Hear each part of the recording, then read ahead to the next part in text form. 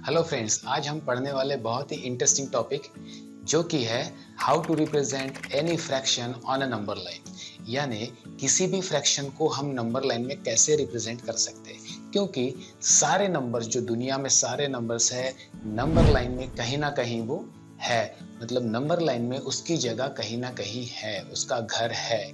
तो इसी फ्रैक्शन को हम नंबर लाइन में कैसे रिप्रेजेंट कर सकते हैं और किसी भी फ्रैक्शन की कैसे जगह हम नंबर लाइन में ढूंढेंगे, वो हम आज इस वीडियो में देखने वाले हैं। तो चलिए शुरू करते हैं आज का वीडियो।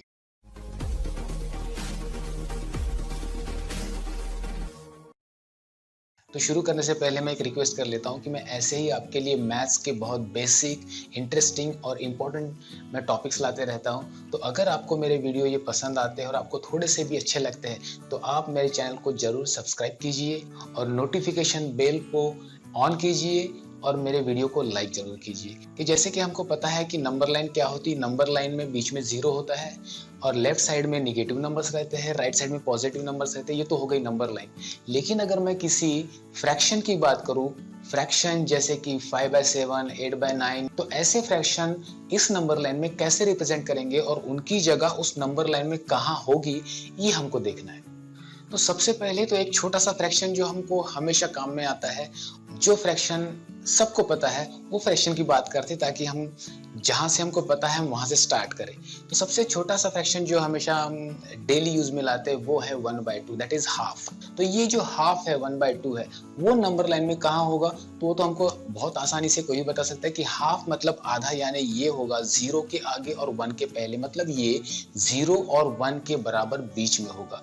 तो हमें हाफ तो पता चल गया कि नंबर लाइन में कहां पर होगा, 0 और 1 के एग्जैक्टली बीच में। लेकिन अगर मैं बात करूं कि 2/3, 7/9, 100/200, 99/100, तो ये सारे नंबर, ये जो बड़े बड़े फ्रैक्शंस है, ये नंबर लाइन में कहां आएंगे।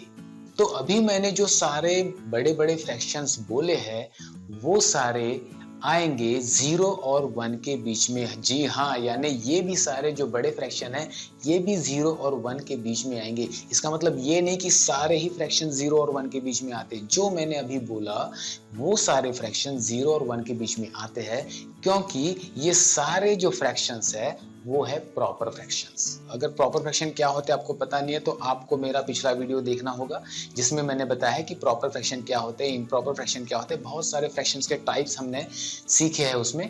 तो ये होते हैं सारे प्रॉपर फ्रैक्शन और सारे ही प्रॉपर फ्रैक्शन 0 और 1 के बीच में ही रहते हैं। अब ये सारे प्रॉपर फ्रैक्शन 0 और 1 के बीच में तो रहते हैं, लेकिन उनकी अलग अलग जगह होती है। यानी कोई बीच में रहेगा, कोई 0 के करीब रहेगा, कोई 1 के करीब रहेगा। यानी हर एक फ्रैक्शन का अपना एक स्थान होता है, अपनी एक जगह होती है, अपना एक घर होता है, ये समझ लो। यानी वो एक 0 और 1 के एरिया में रहेंगे, लेकिन 0 और 1 के बीच में वो कहाँ रहेंगे वो हमको ढूंढना है, वही हम आज सीखने जा रहे हैं। सबसे पहले मैं छोटा सा फ्रैक्शन लेता हूँ, 2/3। तो 2/3 is a fraction, proper fraction है क्योंकि 2 छोटा है, 3 बड़ा है, न्यूमरेटर छोटा है, डिनोमिनेटर बड़ा है। तो ये जो प्रॉपर फ्रैक्शन है 0 और 1 के बीच में। अब ये तो पता चल गया कि ये 0 और 1 के बीच में है क्योंकि ये प्रॉपर फ्रैक्शन है। तो हम क्या करेंगे कि 0 और 1 को जो नंबर लाइन है उसको हम बड़ा करेंगे। यानी अब हमको बाकी के नंबर लाइन की जरूरत नहीं है, क्योंकि हमको उसका एरिया, उसकी जगह का हमको पता चल गया है कि 0 और 1 के बीच में वो 2/3 है। अब हमको क्या करना है कि 0 और 1 के बीच में वो कहाँ रहने वाला है वो ढूंढना है, एग्जैक्ट उसकी प्लेस। तो उसका पता हमें कौन बताएगा, न्यूमरेटर और डिनोमिनेटर। हमारे डिनोमिनेटर में है 3, यानी हमको 0 और 1 को 3 इक्वल पार्ट में डिवाइड करना पड़ेगा। तो हमने 3 इक्वल पार्ट में डिवाइड कर लिया क्योंकि डिनोमिनेटर हमारा 3 है और न्यूमरेटर है हमारा 2। तो हम क्या करेंगे, 0 से 2 के तरफ हम जाएंगे और हम जंप करते हुए जाएंगे। कितने जंप करेंगे, क्योंकि न्यूमरेटर में लिखा हुआ है 2, तो हम वहां पर 2 जंप करेंगे। तो 1 एंड 2 ऐसे जंप करके हम जहां पहुंचेंगे that is the place for 2/3। तो वही जो जगह होती है जो 2/3 की एग्जैक्ट प्लेस बताती है। यानी 0 और 1 के बीच में 2/3 कहाँ है, तो हमें ऐसे पता चलता है कि 0 और 1 के बीच में 2/3 की जगह परफेक्ट कहाँ है। यानी डिनोमिनेटर से पता चलता है कि 0 से लेके 1 तक के हमको कितने पार्ट करना है और न्यूमरेटर बताता है कि हमको कितने जंप करना है। तो इससे हम बराबर जगह पे पहुंच जाते हैं, बराबर उसके घर में पहुंच जाते हैं कि उसकी जगह कहां पर है। तो चलो लेते हैं और एक एग्जांपल जो कि है 7/10। अब 7/10 again it is a proper fraction. Proper fraction है मतलब वो 0 और 1 के बीच में ही रहेगा। यानी अब हमको फिर से नंबर लाइन में से 0 और 1 का पार्ट लाएंगे, हम उसको एनलार्ज करेंगे, बड़ा करेंगे और उस 0 और 1 से 0 से लेके 1 तक के पार्ट को हम करेंगे 10 इक्वल पार्ट्स में डिवाइड करेंगे। अब 10 इक्वल पार्ट्स में डिवाइड होने के बाद जो न्यूमरेटर 7 है, हमको 7 जंप करना है। किस तरफ जाना है? 0 से लेके 1 की तरफ जाना है। कितने जंप करेंगे हम? 7 जंप करेंगे। तो 1 2 3 4 5 6 7। अब जहां पर पहुंचे हम वहां पर वो जो प्लेस है वो प्लेस है 7/10 की। यानी हम इस तरीके से हम पहुंच जाते हैं कि 7/10 नंबर लाइन में कहां पर है। आप हमेशा क्या करते हो कि जब भी आपको अगर फ्रैक्शन को, जैसे अगर आपको फ्रैक्शन को रिप्रेजेंट करना है नंबर लाइन में, तो आप बहुत बड़ी नंबर लाइन बना लेते हो। तो इतनी बड़ी नंबर लाइन बनाने की हमको जरूरत नहीं पड़ती है। हमको सिर्फ ये देखना होता है कि वो जो फ्रैक्शन है किस दो नंबर के बीच में आने वाला है। बस उतने ही दो नंबर के पार्ट हमको नंबर लाइन से लेना होता है और उस दो नंबर के बीच में वो जो फ्रैक्शन है कहाँ आएगा, हमको बस वो लिखना पड़ता है। बाकी की जो नंबर लाइन है उसे हमको कोई जरूरत नहीं, उसको हम कट करके हम बाजू में कर सकते हैं। तो अभी जो आपको दिख रहा है बस उतना ही हमारा आंसर होना चाहिए कि 7/10 की जगह नंबर लाइन में कहां पर है। तो जितना आपको अभी दिख रहा है बस उतना ही हमको बनाना है हमेशा आंसर में। अब चलो ये तो बात हो गई प्रॉपर फ्रैक्शन की। अब आते हैं इम्प्रॉपर फ्रैक्शन में। अब इम्प्रॉपर फ्रैक्शन नंबर लाइन में कैसे रिप्रेजेंट करेंगे? तो इम्प्रॉपर फ्रैक्शन ये कोई फिक्स नहीं है कि ये 2 और 3 के बीच में ही आएंगे, सारे इम्प्रॉपर फ्रैक्शन एक ही जगह पे आएंगे, नहीं। इम्प्रॉपर फ्रैक्शन सारे नंबर लाइन में अलग अलग फैले हुए रहते हैं। हमें ये ढूंढना होता है वो जो पर्टिकुलर इम्प्रॉपर फ्रैक्शन है वो कौन से दो नंबर के बीच में आएगा। यानी हमेशा जब भी हम फ्रैक्शन को रिप्रेजेंट करते हैं नंबर लाइन में, तो हमें सबसे पहले ढूंढना पड़ता है कि वो जो फ्रैक्शन है कौन से दो नंबर के बीच में आएगा। 2 और 3 के बीच में आएगा, 3 और 4 के बीच में आएगा, 4 और 5 के बीच में आएगा। वो जो दो नंबर है हमको वो ढूंढना होता है। यानी ये समझ लो कि हमें किसी भी नंबर का घर ढूंढना है तो हमें उसका एरिया ढूंढना पड़ेगा। एरिया ढूंढने के बाद फिर हम उसका घर ढूंढते हैं। तो अगर एक मैं इम्प्रॉपर फ्रैक्शन ले लेता हूं 14/5। अब इस 14/5 को अगर मुझे नंबर लाइन में रिप्रेजेंट करना है तो सबसे पहले मुझे इस 14/5 को मिक्स फ्रैक्शन में कन्वर्ट करना पड़ेगा। और आप जानते हैं कि मिक्स फ्रैक्शन कन्वर्ट कैसे करते हैं, हमने पिछले वीडियो में देखे, ठीक है। तो 14/5 को अगर मिक्स फ्रैक्शन में कन्वर्ट करना है तो वो मेरा नंबर बनेगा 24/5। अब 24/5 मतलब इसमें दो पार्ट होते हैं, एक इंटीजर पार्ट होता है और एक फ्रैक्शन पार्ट होता है। तो इंटीजर पार्ट में क्या है? 2, मतलब कंप्लीट 2 जो सामने लिखा हुआ है दैट इज 2। 4/5 और वो हो गया फ्रैक्शन पार्ट। अब ये जो 2 है, जो सामने 2 लिखा गया है दैट इज 2 हमको बताएगा कि ये जो नंबर है 14/5 ये कौन से दो नंबर के बीच में आएगा। तो वो जो हमारा 2 आया है इसका मतलब है 2 में और अगर हम +1 कर देंगे तो वो बन जाएगा 3। यानी ये जो नंबर है हमारा 14/5 ये 2 और 3 के बीच में आएगा। अभी हमको क्या पता चला है? एरिया पता चला है। यानी 14/5 ये कौन से एरिया में आएगा? तो ये 2 और 3 के बीच में कहीं ना कहीं आएगा, जैसे हमारा नंबर आता था 0 और 1 के बीच में। तो अभी हमें पता चल गया कि ये नंबर 2 और 3 के बीच में आना है। तो हम चलो उसके एरिया में जाते हैं। यानी हमने क्या किए, सिर्फ बाकी के नंबर लाइन को हमने डिलीट कर दिया और 2 से लेके 3 तक के नंबर लाइन को हमने बड़ा कर लिया। अब बड़ा करने के बाद हमको डिसाइड करना है कि 14/5 अब उस नंबर में, उस नंबर लाइन में 2 से लेके 3 तक के नंबर लाइन में वो कहां पर आएगा। अब फिर से वही काम करना पड़ेगा हमको, क्या कि डिनोमिनेटर में 5 लिखा है, मतलब मुझे 2 से लेके 3 तक के जो नंबर लाइन है उसके मुझे 5 इक्वल पार्ट्स करना पड़ेगा, 1 2 3 4 5।